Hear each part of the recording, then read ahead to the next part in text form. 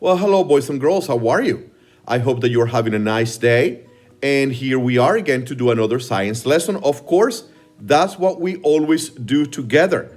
And we are going to continue with shadows. Okay? You can see the learning target right there behind us. I can explain why shadows change length and direction over a day. So I can explain why shadows change length and direction over a day. That's our target today. We're gonna hit it right in the center. That is our hope. That's what we always try to do with our lessons. Hit that target. So the previous lesson, we talked about what is a shadow and why we have shadows on our planet. But today we want to dig a little bit deeper and figure out why is it that our shadows change length and direction over a day. I was getting kind of cold, so I had to go get a sweater on, okay? But anyways, let's continue with our lesson. I want you to take a look at a picture that I have here of a girl, a little girl, okay? So let's look at that picture. One moment, please. So take a look at this picture. Little girl, you see? Little girl. But a super, super big shadow. Little girl with a super big shadow. So take a few minutes and write in your notebooks, why do you think that such a small object, well, we cannot call the little girl an object, but why such a little girl, why such a little human has such a large shadow, okay? So why such a small girl has such a large shadow? So I want you to think about that and I want you to write it in your notebooks. An explanation, whatever you think it is, what is the reason for that? So pause this lesson and write in your notebooks. So what do you think? What do you write down? I wish I could hear. I wish that I could be able to see what you wrote down, but I cannot. And I don't want to really tell you anything else because that was just information that you had in your brain and ideas that you had in your brain, and you wrote down your own reasoning, okay? Your own ideas. But we're going to continue exploring, okay? Now, I turn the lights off and I turn the flashlight on my phone, okay? I turn that on. And I am shining the flashlight on top of this marker, right on top of the marker. Are you able to see the shadow? It's just a perfect circle right there. And then, look, I'm moving the flashlight and moving in, and now the shadow is becoming bigger and bigger and bigger and bigger and bigger. Do you see it?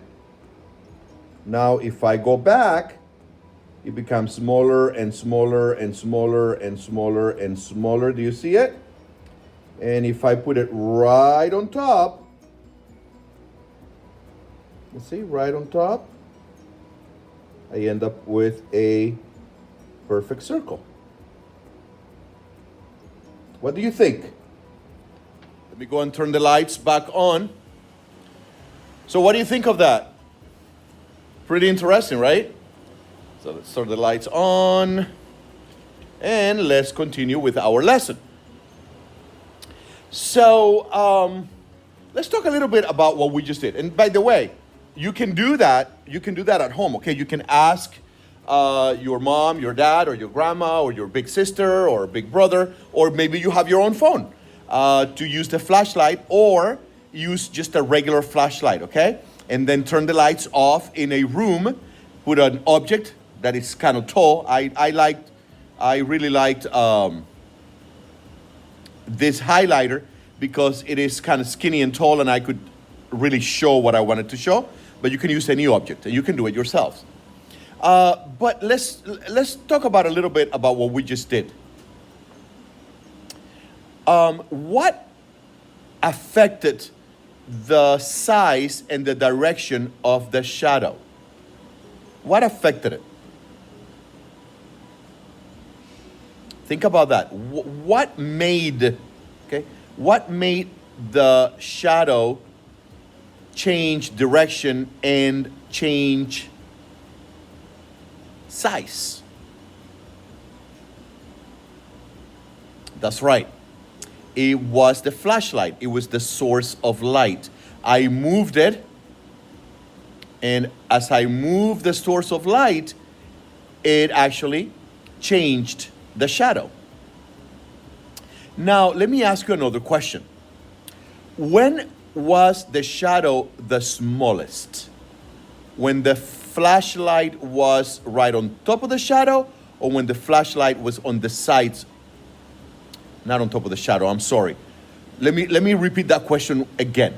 When was the shadow the smallest?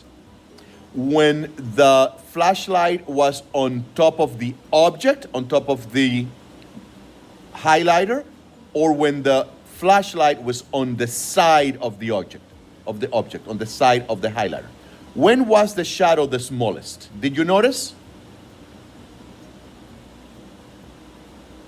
Okay. Now, I want you to see it one more time, okay? I want you to see another demonstration. There is a video that is called Sun's Shadow Time Lapse, okay? I want you to click on that so that you can see this whole thing of light and object and position of light in action, okay? So click on that. The video will look like this. Like that, okay? Pause the lesson and watch that video. And it's sort of the same idea of what we did, but you'll see it faster because they made the camera go fast, so you can see the change of direction and size of that piece of wood, okay? So pause this lesson and watch that video. I'm going to ask you the same question. What made the shadow of that object, that piece of wood, change direction, and what made it change size? Can you answer that question? All right. Before I go on, just in case that you've forgotten how to explain what a shadow is, okay? This is the definition that my students came up with yesterday in the classroom, okay? A shadow appears when an opaque object blocks light or sunlight. And opaque is not able to be seen through, not transparent. So when an object, okay, that you cannot see through blocks light or sunlight, then you get a shadow. It's actually that object blocking the light. So that was just a little flashback to make sure that you know what a shadow is. Let's continue with today's target, which is the reason that shadows change size and direction, okay? And we did a little demonstration there, and we also watched a video of about the same thing. And I have asked you that same question. So what makes the shadow change size and direction? And I think you probably already have a really good idea. Open an article that is called Light and Shadows, okay? It's a Word document called Light and Shadows. Let me show you what it looks like. Looks like this, okay? And it has a lot of information that you already know. But as you get to the middle of the article, you will start getting some explanations there as to why, or the reason that shadows change according to, well, what's the reason that they change, okay? So I want you to open that, and I want you to read it carefully, okay? Take a few minutes to read this article. So I'm sure that after reading the article, that was pretty clear, right? That it has to do with movement of the light source. But in our case, right, on our planet, as we know from when we did the lesson on day and night, what's really moving is not the sun.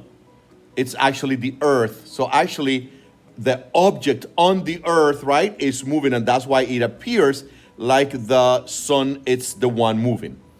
But the earth is so big, okay, so big that we don't see the object moving. What we see is the sun actually moving, okay? But the important idea is that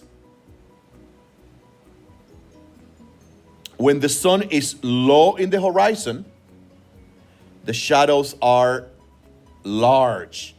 When the sun is right in the middle, right? Like we saw with the highlighter and the flashlight, then when it's right on top of that object, then the shadows are smaller. And as he moves the other way, the shadows become larger again, right? And wherever the light is shining, the shadow is going to appear on the opposite side. I want you to listen to the read aloud, okay? It's a book called The Day I Met My Shadow, all right? The Day I Met My Shadow. It's about a kid that is actually discovering his shadow, and then the sister comes out, and, you know. So anyways, as you listen to the read aloud, I want you to think about this. If you had to explain to this kid in the story, okay, at the end of the book, if you were able to meet this kid, to actually talk to this kid, okay, how would you explain to him why his shadow was changing directions and size and all of that? What would you explain to him? So think about that, because you're going to have to write that down, and that's going to show that you know how to explain that. So if you met this kid, what would you say to him? So pause the lesson and watch that video.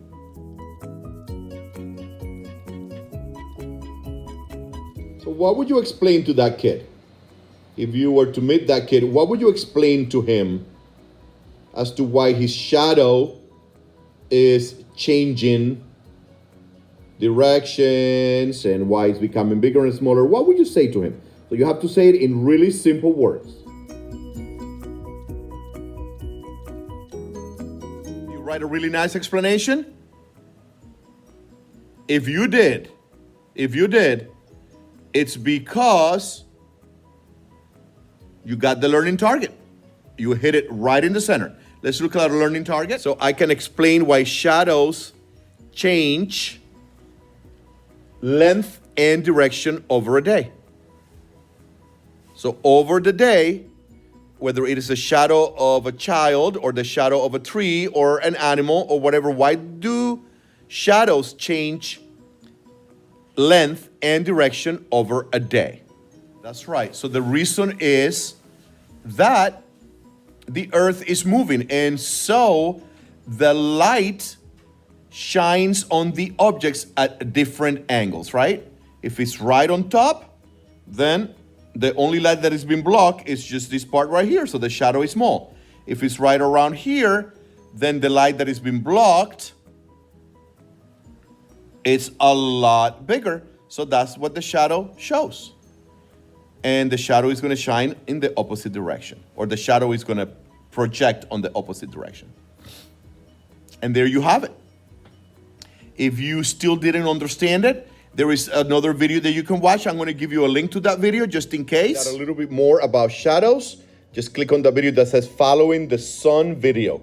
Okay, and that's optional. If you want to do that, you can do that. Okay, and you will completely understand, because she does a really good job at explaining that. Thank you for joining me today. I hope you have a great day. I will see you next time. And remember that science is everywhere. Bye-bye.